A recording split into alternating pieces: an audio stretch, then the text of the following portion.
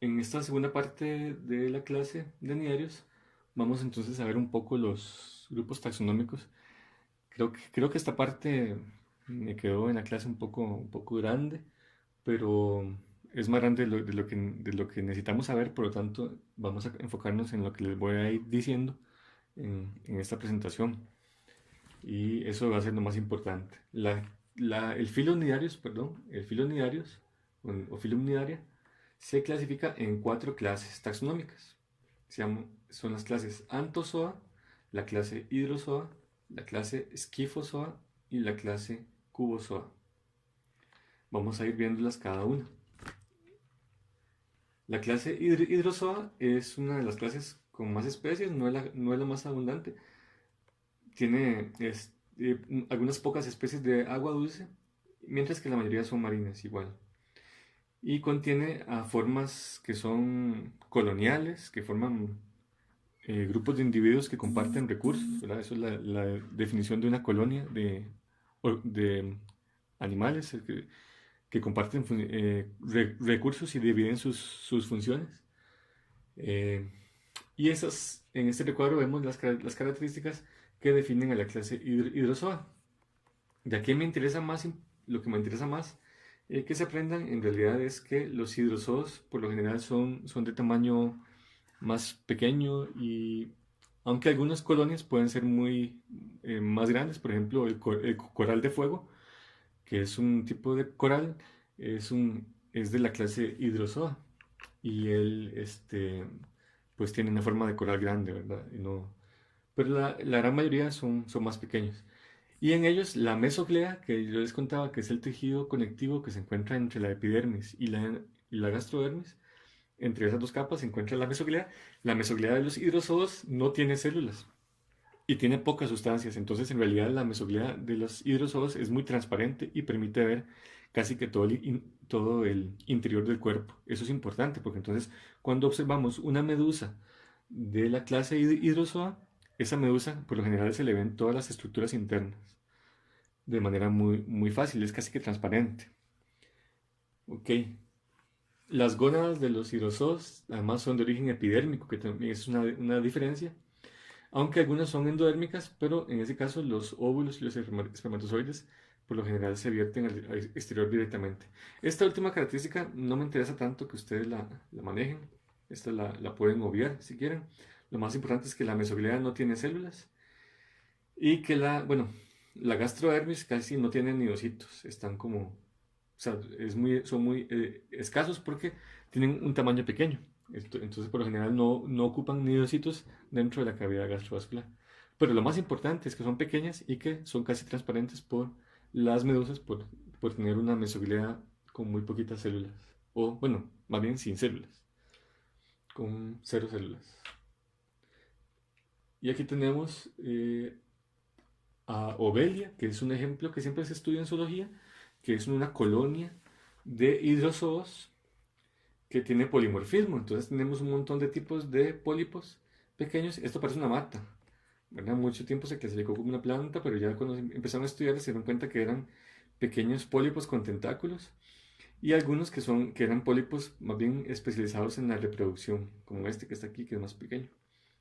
Aquí lo vemos más en detalle, en una fotografía de microscopio, en donde observamos este que es un pólipo reproductivo y este que es un pólipo que sirve para alimentarse. Entonces, esta es una colonia porque es un conjunto de organismos que se dividen sus funciones y además comparten los recursos que se obtienen. Y aquí vemos otra mirada de cómo es una colonia de pólipos de hidrozoos que están formados, ¿verdad? Aquí por varios tipos de pólipos. Este se llama un gastrozoide, estos que tienen tentáculos que se alimentan, que tienen nematocistos en sus tentáculos, y este se llama un gonozoide, que tiene gónadas dentro de las yemas que producen al final medusas. Creo que en esta imagen queda un poco más claro, en esta otra, en donde tenemos los gonozoides. Todas estas son yemas germinales que al final van a producir una medusa pequeñita que se va a dispersar y va a ser móvil. Mientras que estos son gastrozoides que son capaces de obtener alimento. todo el alimento que obtienen los gastrozoides se digiere y pasa a la colonia en general. Todos estos términos, senosarco, perisarco, hidroteca, esos no me interesan mucho que se los aprendan. Esto no los vamos a ver, ni tampoco gonangio, ni gran. Lo importante nada más es gastrozoides y gonozoides, que tienen diferentes funciones. Y aquí tenemos las yemas de las medusas, ¿verdad? Como les comentaba, los hidrozoos se caracterizan porque la mesoglea o el tejido conectivo de ellos tienen muy pocas células. Entonces las medusas, vean que siempre se ven transparentes. Las medusas de los hidrozoos son prácticamente transparentes y son de tamaño muy pequeño. Esas son las principales diferencias.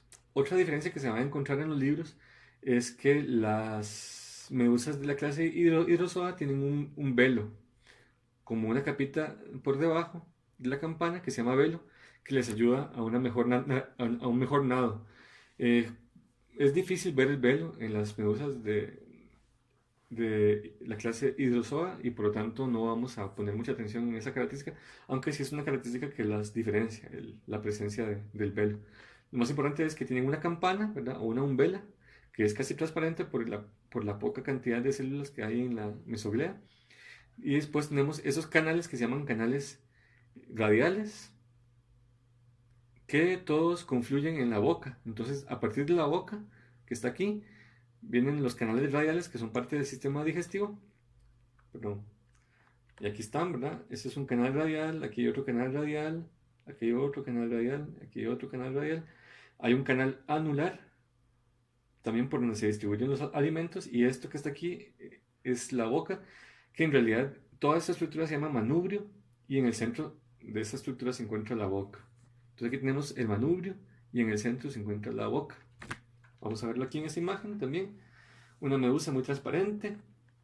En los canales circulares se encuentran estas protuberancias, que son estas mismas que vemos acá. Estas protuberancias son las gónadas, ¿verdad? Puede ser un testículos o pueden ser ovarios, dependiendo de si es una medusa macho o hembra. Y este es el manubrio y la boca es la abertura que conduce hacia los canales radiales y después hacia el canal anular. ¿De acuerdo? Eso es lo más importante, perdón. Este es el velo que les comentaba, que es un pliegue pequeñito que solamente se encuentra en las medusas de la clase Hydrozoa. Muy bien, eso es lo más importante de ver esa lámina. Este es el ciclo de vida generalizado de un organismo de la clase Hydrozoa, un nidario de la clase Hydrozoa, que es Ovelia, que fue el que vimos antes, que tiene estas colonias de pólipos. Ovelia, la fase dominante es la fase de pólipo, entonces esos pólipos son grandes, ¿verdad? Son relativamente como ver unas matitas en el mar, ¿verdad? Así.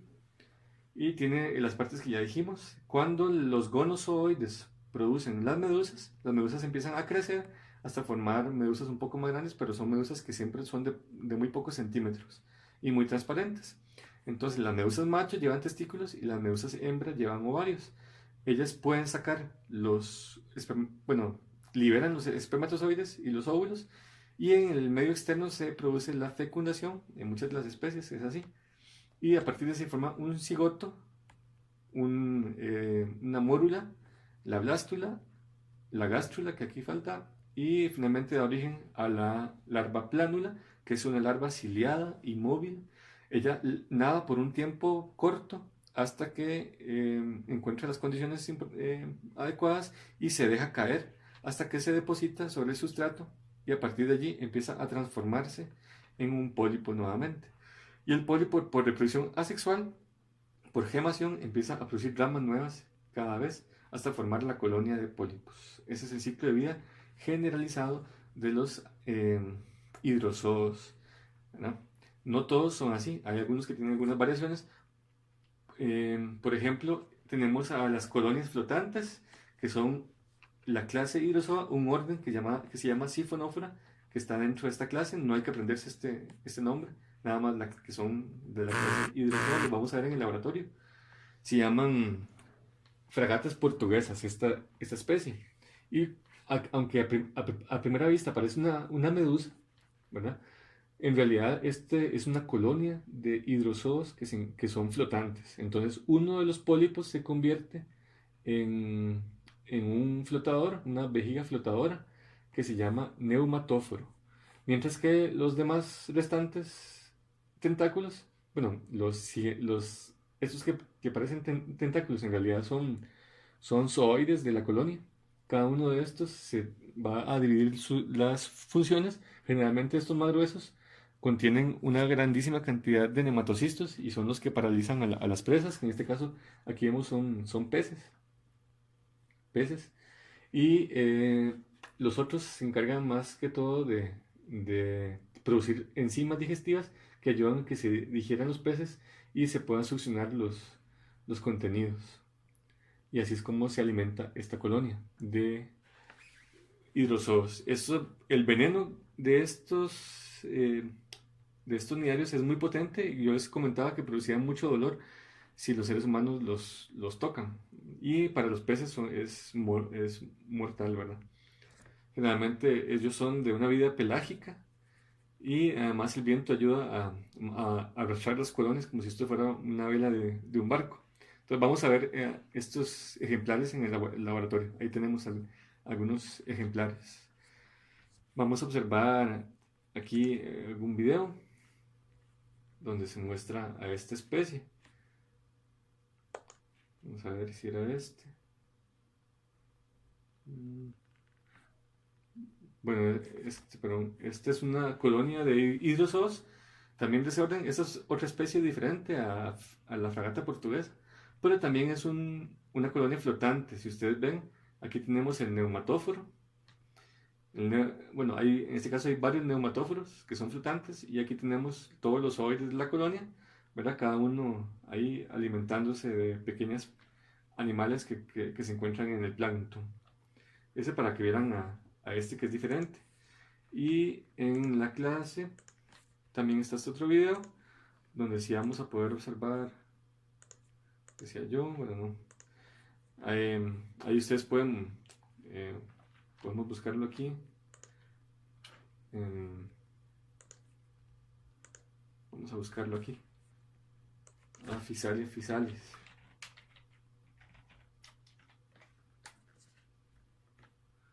Para que observemos más o menos cómo es una fragata portuguesa, cómo se observa cuando está viva. En el laboratorio la vamos a ver conservada en alcohol, pero cuando está viva se observa así la fragata portuguesa. Ya tiene ahí el nematóforo. No, perdón, esa es una medusa. Esa es una medusa. Mm, creo que este es un video más bonito. Sí, este es más apropiado para que observemos las características de la fragata portuguesa. Y la vamos a ver en el laboratorio. Esta sí es. Entonces tenemos el neumatóforo. El neumatóforo es un pólipo que se convierte en una vejiga natatoria. Y aquí tenemos los tentáculos cargados de muchos nematocistos, ¿verdad? Y estos otros tentáculos que son más bien cargados de enzimas para digerir a la presa. Entonces, estos son zooides alimenticios, ¿verdad? Y otros son zooides para paralizar a la presa. Aquí vemos a pececitos, ¿verdad? Que pueden estar por ahí nadando. A ellos probablemente les parezcan que son gusanos, que son comestibles, y se acerquen a intentar morder los tentáculos. De hecho, es una forma, de esa forma lo hacen. Ellos se acercan a morder los tentáculos y no se imaginan que son tentáculos que están llenos de veneno, que tienen nematocistos y finalmente terminan atrapados en la red de tentáculos y paralizados. Y los zooides digestivos empiezan a generar enzimas para digerir la carne del pez y todo esto es aprovechado por la colonia. ¿De acuerdo? Ese es cómo funciona una fragata portuguesa, que es, como les comentaba, un hidrozoo. Ok, aquí les muestro algunos ejemplares de hidrozoos sifonóforos de Costa Rica, que son esos que son flotantes, ¿verdad? Todas esas especies se encuentran aquí en nuestro país. Y hay muchas más por conocer, de hecho. Hay un ejemplo que es un poco particular de los hidrozoos, porque es el género Hydra, que el género Hydra carece de medusa, no tiene fase de medusa. Entonces él mismo tiene la fase sexual y asexual. Recordamos que los pólipos por lo general son la fase asexual, pero en el caso de Hydra tiene la fase sexual y asexual en el mismo individuo. Igual son de tamaño pequeño, son pólipos que tienen un disco adhesivo, ellos pueden soltarse y caminar sobre el sustrato. Inclusive pueden soltarse y caminar con sus tentáculos y luego volverse a fijar en otro sitio. Pero ellos la mayor parte del tiempo pasan pegados, entonces son sésiles, por lo general ellos. Muy bien. La siguiente clase que vamos a ver es la clase Scyphozoa. La mayoría de medusas que uno está acostumbrado a ver en los programas de televisión, etcétera, son medusas de la clase Scyphozoa. Entonces, a esta clase pertenecen las medusas más grandes y a las que tenemos como más costumbre de conocer por libros o por videos o documentales que hayamos visto, o si las hemos conocido en algún acuario, etcétera. La mayoría de medusas que hemos visto generalmente son de la clase Scyphozoa y son pocas especies, todas son marinas y son las medusas más grandes y estas medusas no tienen velo. Además, la fase de pólipo es microscópica, casi no se ve. Es muy reducida y por lo general no es conocida por la gente. La mesoglea, en este caso, es muy gruesa y sí tiene muchas células ameboides y entonces esa mesoglea sí es muy opaca y por eso las medusas que nosotros conocemos por lo general se ven como blanquillas o tienen algunos colores por pigmentos que pueden estar dentro de los amebocitos de la célula. Entonces, esa es la otra diferencia, que la mesoglea es muy gruesa y es abundante en células, a diferencia de las medusas de la clase Hydrozoa que eran transparentes y cuya mesoglea era acelular. El manubrio, que es el que lleva la boca, posee lóbulos muy alargados que muchas veces se denominan brazos orales porque parecen como tentáculos, forman como unos brazos largos y muchas veces los tentáculos de las medusas que nosotros conocemos, en realidad lo que son en realidad son brazos orales o son parte del manubrio que lleva la boca. Y los tentáculos siempre están en el borde de la campana y pueden ser más pequeños. Las gónadas además son de origen endodérmico siempre y todas son marinas. Esas son las características de los Scyphozoa. Y aquí tenemos ejemplares, que son especies que se encuentran en Costa Rica. Estas especies, como Cyanea, ¿verdad? Que es, bueno, esta es la misma especie, con diferentes coloraciones. Y veamos cómo tienen los tentáculos aquí más delgaditos. Y aquí tenemos los brazos orales, que son estos que son más gruesos, ¿verdad? Y son los brazos orales del manubrio. Vean que la mesoglea no es transparente, sino que es gelatinosa y tiene células. Aquí ya no es tan fácil ver el interior, sino que ya no es tan translúcida en la clase Scyphozoa. Y la fase dominante es la fase de medusa. Aquí tenemos otro ejemplar diferente. Estos son los brazos orales. Esta es Aurelia, del género Aurelia. Y tenemos 4 bolsas gástricas, que es otra característica, la presencia de 4 bolsas gástricas interconectadas, que son estas que están aquí, que es otra característica de los Scyphozoa. Muy bien, en el borde libre de los septos gástricos se observan filamentos gástricos, que son estructuras que poseen miocitos. Bueno, toda esta charla de este párrafo, en realidad lo más importante es que ustedes sepan que dentro de la cavidad gastrovascular de las medusas de la clase Scyphozoa y también en los brazos orales, todo esto está lleno de nidocitos y de nematocistos, ¿verdad? Que ayudan a que la medusa pueda capturar el alimento. Porque recordemos que entonces en la clase Scyphozoa la medusa tiene la predominancia y entonces también se alimenta.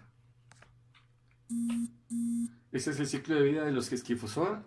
Yo no me interesa mucho que se sepan el ciclo de vida, porque si ustedes se dan cuenta, en realidad el ciclo de vida de un Scyphozoa se parece mucho al ciclo de vida de los hidrozoos. Es muy similar, tiene algunas diferencias y generalmente a los pólipos les tienen nombres diferentes, pero no vale la pena enredarnos con tanto nombre. Simplemente sepamos que En los Scyphozoa, la fase dominante es la fase de medusa, mientras que la fase de pólipo es microscópica y generalmente pasa desapercibida, ¿de acuerdo? Entonces, en los Scyphozoa, la fase dominante es la fase de medusa y generalmente también la fase de medusa es la que se reproduce sexualmente, ¿de acuerdo?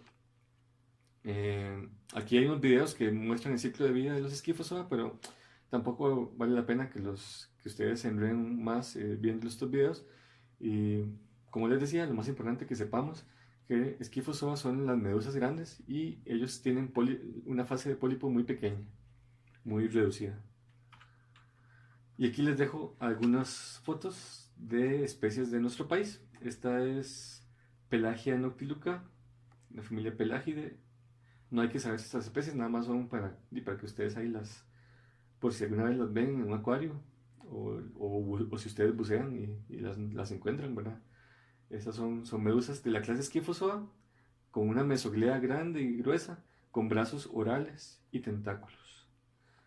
Esta es una medusa muy famosa que se llama medusa bala de cañón, tiene forma de una bala de cañón, y en ella tenemos brazos orales acá, y los tentáculos están muy reducidos, y si acaso se ven como barbitas muy pequeñas en el borde de la campana.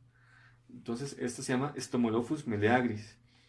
A veces ponemos esta especie porque tenemos un ejemplar en el laboratorio y a veces la ponemos en el examen y les preguntamos como pregunta extra cuál es el nombre científico de esta medusa.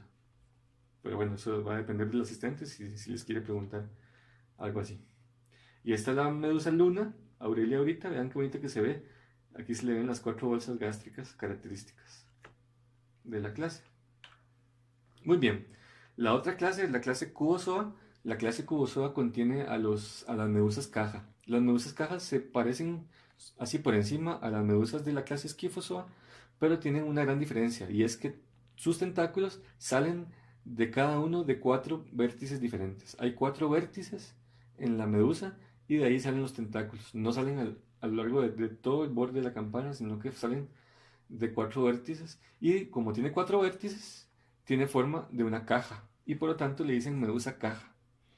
En esta clase se encuentran las medusas que tienen venenos más potentes en los nematocistos.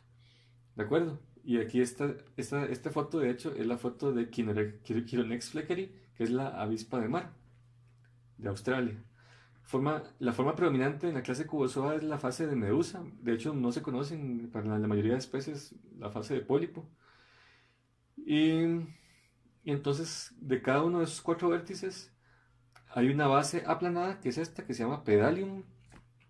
Y, perdón, este es el pedalium, y a partir de aquí salen los tentáculos de cada uno de estos 4 vértices. Además, los cubozoos son muy buenos nadadores, y entonces, perdón, en esta región, en esta mancha, ¿verdad? Se encuentra, en cada uno de estos vértices, en donde se encuentran estas manchas, se encuentran unas estructuras que son de fotorrecepción, que son muy, muy, muy especiales, porque los cubozoos son buenos nadadores y ellos tienen casi que un ojo completo allí. Un ojo que tiene retina y tiene cristalino y córnea.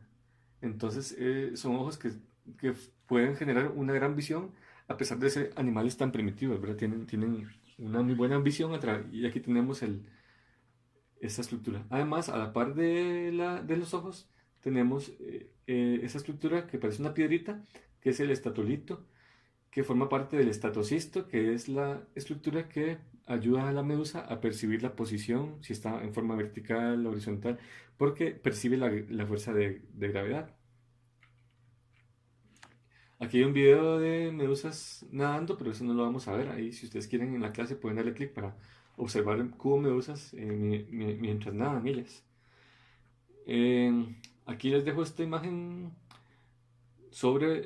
bueno, que nos habla sobre la importancia médica de las medusas, sobre todo las de la clase Cubozoa.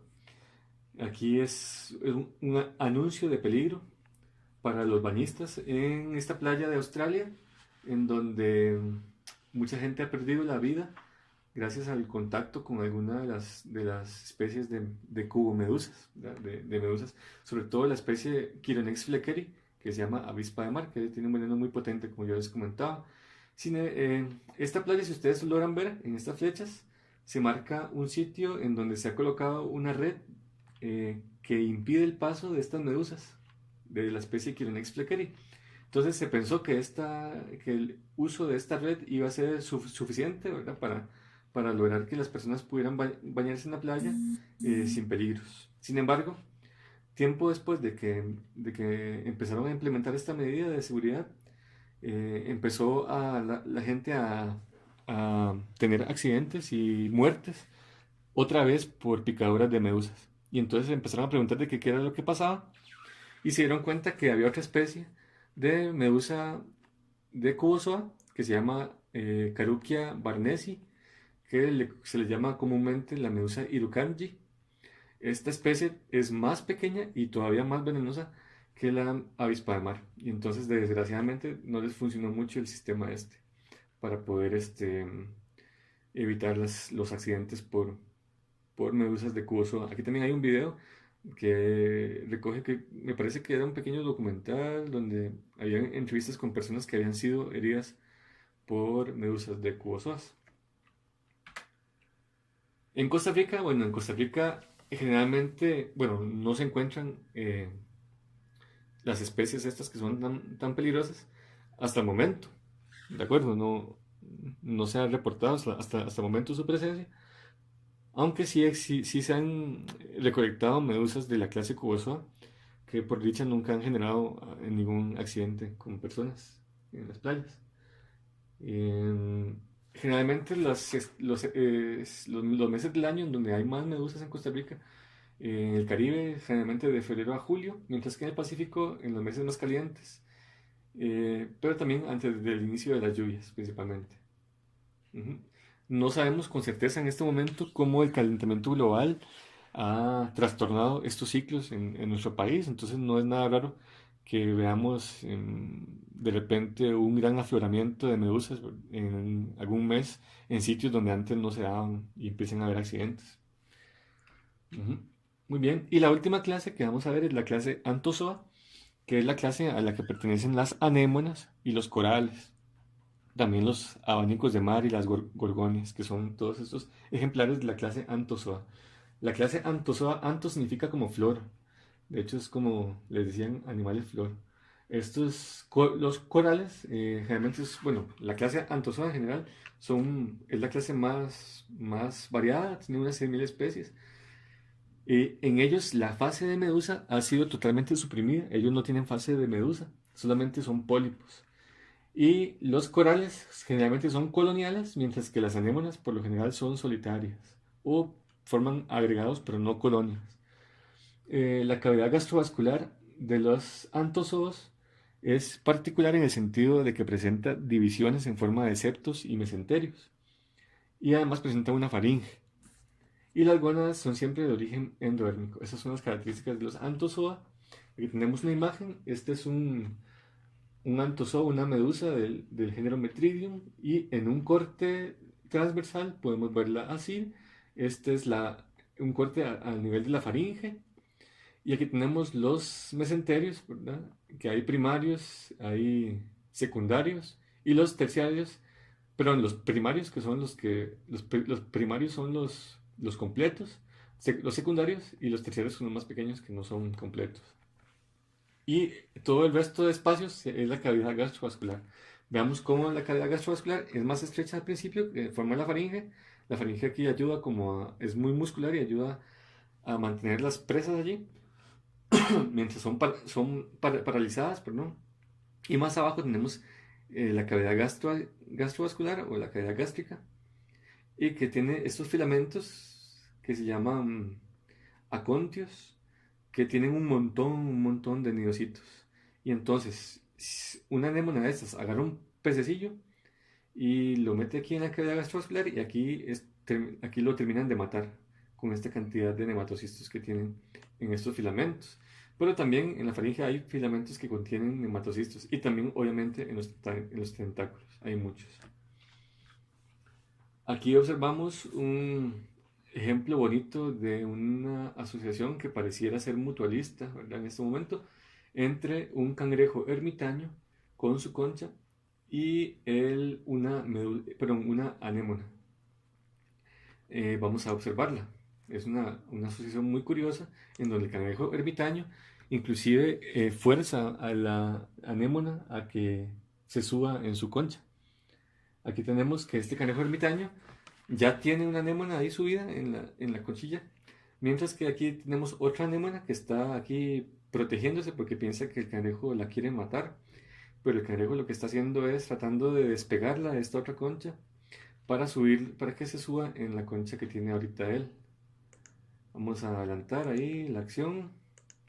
Aquí vemos cómo al final logra soltarla y entonces intenta como tratar de estimularla para que se abra y se pegue en la nueva casa de este cangrejo ermitaño. Ahí ya lo logra ahí que se pegue. Y al cangrejo ermitaño esto le favorece mucho. Entonces pensemos ahí en la casa ustedes, ¿para qué puede servirle al cangrejo ermitaño tener un par de anémonas sobre la concha que ellas se están llevando si eso le aumenta el peso, ¿verdad? Eso sería desventajoso para el cangrejo en cuanto a que le aumenta el peso y lo hace más incómodo. Pero tiene que generarle algún beneficio para que él se comporte de esa manera, probablemente. ¿Y para qué le serviría a la anémona el tener esa simbiosis con el cangrejo ermitaño, ¿verdad? Hay que pensar en cómo se alimenta un cangrejo ermitaño y de qué. Entonces, ustedes pueden buscar eso en su casa, ¿verdad? A ver si es qué les parece esa relación simbiótica y pueden comentarlo después en la clase, cuando estemos en la clase del laboratorio con los asistentes o en la clase de teoría. Es muy interesante. Vamos a la clase. Vamos a volver para ir terminando. Entonces aquí tenemos otras relaciones simbióticas entre anémonas, que son unidarios, ¿verdad? De la clase Anthozoa, y otros organismos. Una de las más famosas es la relación que se encuentra entre los peces payaso o anfitrión, que es el pez payaso de la película Buscando a Nemo, y las anémonas. Si ustedes recuerdan, el papá de Nemo y Nemo vivían dentro de una anémona, vivían como metidos ahí entre los tentáculos de la anémona. En este caso, la anémona no ataca al pez, porque el pez por lo general se encuentra lleno de sustancias que son sustancias de la anémona propias, y entonces la anémona no lo reconoce como algo extraño y no lo ataca. Y eso le sirve al pez payaso para mantenerse protegido de depredadores. Y si ustedes se ponen a pensar, el pez payaso, ¿verdad? Es muy llamativo. Entonces, un depredador, si ve un pez payaso ahí desprotegido, pues probablemente se lo coma y mucho más fácil, ¿verdad? Porque es muy, muy, muy llamativo. En tanto que cuando se protege dentro de la anémona es mucho más fácil para él sobrevivir porque generalmente no hay ningún depredador que quiera acercarse tanto a los tentáculos de una anémona en el mar. Y aquí les dejo un video por si quieren ustedes verlo, ahí sobre esa relación simbiótica. Y también hay una película que es un documental muy bueno que ustedes pueden ver que se llama Buscando a Nemo. Bueno, ahí pueden buscarlo. Y finalmente los corales, tenemos los corales pétreos que también son nidarios. Y los corales pétreos tienen esa estructura más o menos. En realidad los corales corresponden a una colonia de pólipos de la clase Anthozoa, en donde la piel de la colonia está por encima de ese esqueleto de carbonato de calcio grande, que es el que generalmente nosotros conocemos más, que es bastante duro. Y ellos entonces, cuando el coral está vivo, hay una piel encima de ese esqueleto que es esta y que conecta a los diferentes pólipos, esa pielcita. A través de este tejido vivo se reparten las sustancias alimenticias y se dividen entre los diferentes pólipos. Otra cosa muy importante es que en este tejido vivo, en esa mesoglea se va a encontrar un montón de zooxantelas que son generalmente dinoflagelados.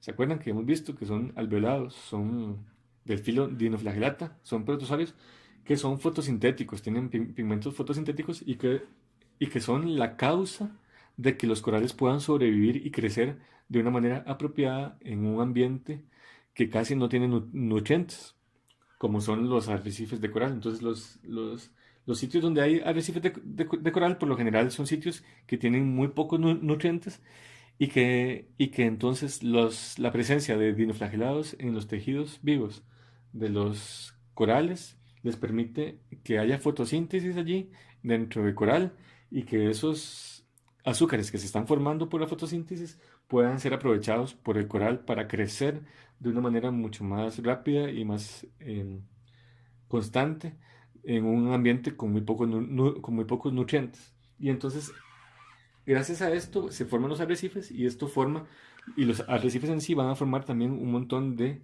hábitat para un montón de especies, en donde vamos a encontrar especies que no solamente son ornamentales, sino que que muchas de ellas son las fases larvales, por ejemplo, de especies de grandísima importancia comercial para la alimentación humana.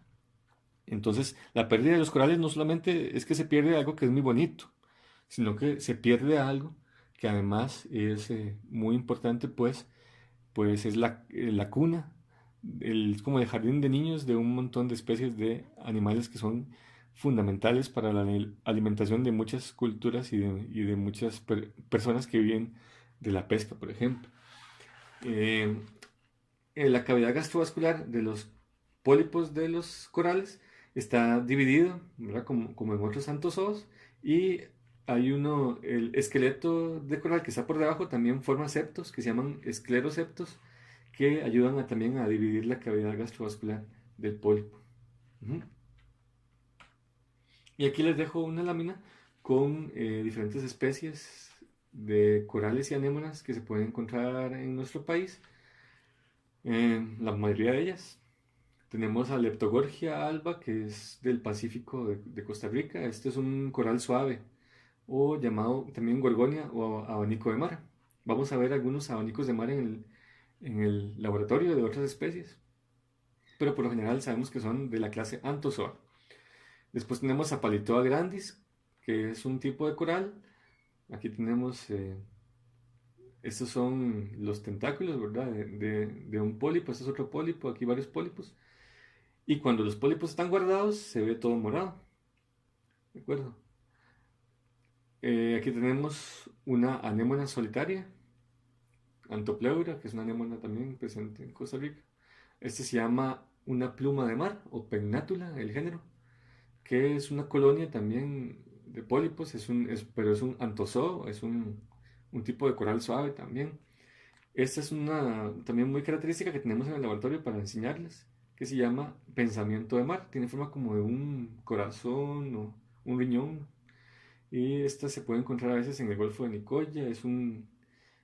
Esto morado es como decir, el sustrato, y cada uno de sus puntos blanquitos es un pólipo. ¿De acuerdo? Y aquí tenemos otra foto de Leptogorgia. Entonces, cuando, cuando es de día, por lo general, los pólipos de un coral se encuentran inactivos y se encuentran protegidos dentro del esqueleto del coral. Y la piel está produciendo fotosíntesis a través de los dinoflagelados simbiontes. Pero cuando un coral, cuando ya es de noche y ya no hay luz, entonces generalmente en ese momento es que los pólipos salen del escondite del carbonato de calcio y se asoman, y entonces empiezan a comerse algunas partículas o, perdón, a alimentarse de pequeños animales del plancton durante la noche. ¿De acuerdo? Entonces tienen como esos ciclos de vida de los corales. Y por eso es que los corales, ¿verdad? Al ser fotosintéticos, ¿verdad? Ellos necesitan vivir en un ambiente de aguas que sean claras, que tengan una temperatura no muy grande, generalmente una temperatura que se encuentre em, entre unos 25 o 35 grados centígrados, que no sea mucho más caliente que eso, y, y además a poca profundidad, de forma tal que la luz del sol pueda penetrar suficiente para que las zooxantelas o dinoflagelados puedan vivir allí. dentro del tejido del coral. Por eso es que cualquier cambio en esos parámetros hace que los corales se mueran. Y por eso es la parte de la fragilidad de ese ambiente. Y eso es todo lo que teníamos para la clase. Espero que hayan puesto atención a las partes que son más importantes y a los objetivos de clase. Saludos y hasta luego. En esta segunda parte de la clase de Nidarios